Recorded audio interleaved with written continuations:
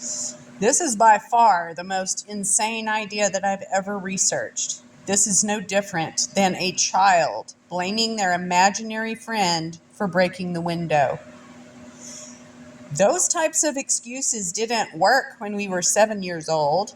So why do they work now when we're 30, 50, or 80 years old? Why do we let people get away with limiting their liability? This has gone to such an extreme that recent events in the United States have shown that Monsanto, Bayer, and all the other pharmaceutical companies are now immune from lawsuits or any such liability that might arise from their quote-unquote products. So not only are the individuals immune, but now the corporations are as well. The result is that nobody can be held responsible for any damages.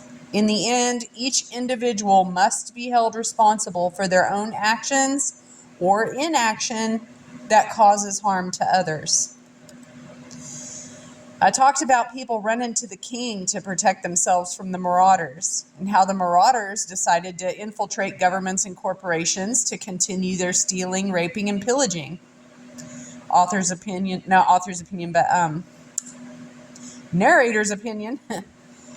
I don't feel like that the marauders really infiltrated the governments. I feel like the governments and the marauders just were friends to begin with, and they just kind of partnered up. Anyway, so the marauders decided to infiltrate governments and corporations to continue their stealing, raping, and pillaging. What is happening with the likes of Monsanto and other corporations is exactly the point I'm making. We can see the marauders are still hard at work and doing everything they can to protect themselves from liability. They've now legalized their behaviors and provided multiple levels of protection from the masses of people. The end result is still the same. They are capable of stealing wealth, labor, and resources in order to satisfy their greed, lust for power, and control. These people are the bullies in the playground, and this form of relationship is extremely unhealthy for all parties involved. With such an abusive relationship, it pains me to watch so many people being preyed upon, while another group of people take advantage of the situation and garner tremendous wealth and power as a result. Both parties need help and have a great deal of work to do in order to come to terms with the relationship they participate in. It proves that the feudal model is flawed and should no longer be used. Only awareness will allow us to recognize what is going on so that we can change these relationships and not perpetuate the demonic paradox we find ourselves in. Whether you are consciously aware of your relationships or not, the truth is still there. I can confront people for years and they still don't see the true scope of the relationships they have in their lives. I will admit that I still have work to do myself. Our relationships with the fictions are the most harmful, widespread, deeply integrated, and ingrained relationships I have ever seen. The mass delusions of billions of people throughout the world results in quote-unquote normal being very unhealthy and dangerous.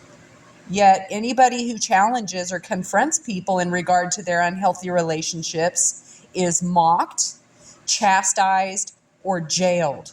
And I, as the narrator, can personally testify that I have witnessed and experienced each of those things described.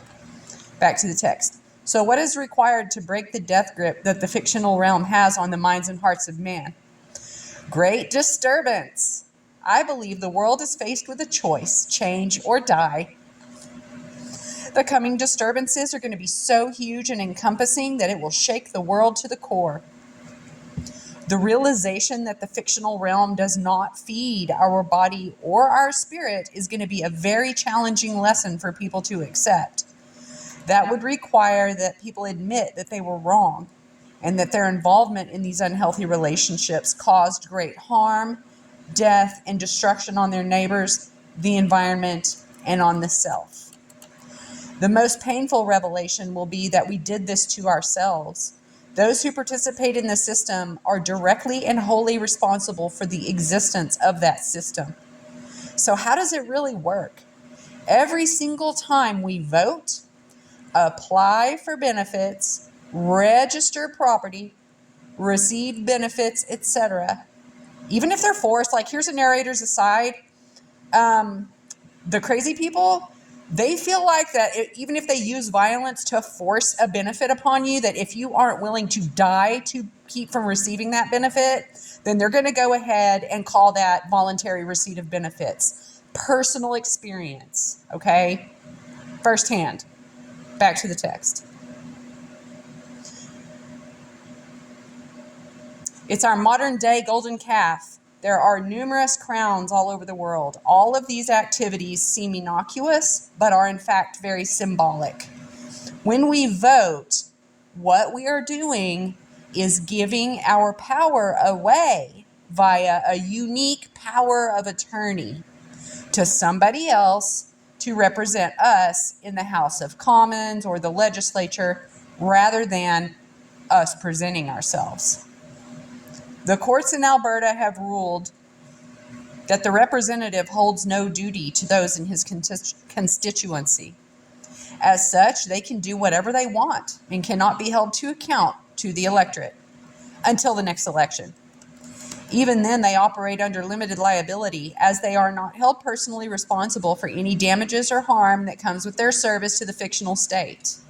Narrators aside, that's because you bought them an insurance policy and you continue to pay for their insurance policies, which, by the way, good luck collecting any damages. Back to the text. Instead, these individuals swear an oath to the office of the Queen, another fiction, and as such serve the office, not the people. The ministers in cabinet are quote unquote ministering to the office, not to the people. They need to in order to have the infrastructure in place to govern all those who swore fealty to the office of the Queen when they voted for their representatives in her parliament.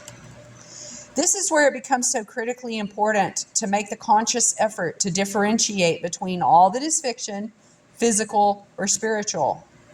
The third temptation of Christ was all about the temptation to fully embrace the fiction in order to rule the physical realm, rather than embracing the spirit and have the spirit rule the physical realm. Christ rejected the offer and chose to walk in the spirit. I believe we are faced with the same choice. Until we see the fiction for what it is, it will always prevent us from seeing the true relationship between the physical and the spiritual. The paradox of this whole fictional realm is that it only exists in our own mind. I believe that's where the devil resides, and that's why I believe it was so easy for Christ to command the devil to get behind him. The devil's not a physical manifestation, but rather a fictional manifestation, and exists and only can exist in the minds of man. We have the same ability that Christ had should we choose to take command of the mind through disciplined training, and the will to command it through the values and standards set forth by the Spirit. When I was confronted with the truth of what the state or what corporations are, I did not like what I found. In fact, I got very angry for many months. Didn't we all? It was a betrayal beyond anything I have ever experienced because it violated the standards of the Spirit. It took me months before I came to the realization that the truth also included that I was completely complicit in the whole thing, and that I was 100% responsible and accountable. I used my free will to enter into those relationships. I gave away my power to others, even if it was through ignorance. Because of that choice, I am responsible for the corruption of our political, economic, financial, and business leaders as well. The truth slapped me in the face, and it hurt. I had to admit that I had made some huge mistakes, and that I was hurting people all over the world because of those mistakes. Let's face the truth here. The people in our governments have killed more people than I care to count, with no liability for their actions. The people behind the corporations have raped and pillaged this earth for many decades, with no liability for their actions. I no longer can support this abusive relationship. So the only alternative was to end those relationships and pick up the duty to provide for myself. All benefits and privileges that I received from those in government or corporations required that I take steps to provide for myself and my family. As such, the choice to govern myself was a significant one to make. I choose to no longer be a feudal vassal, and instead I rejected the king and accepted God as my master.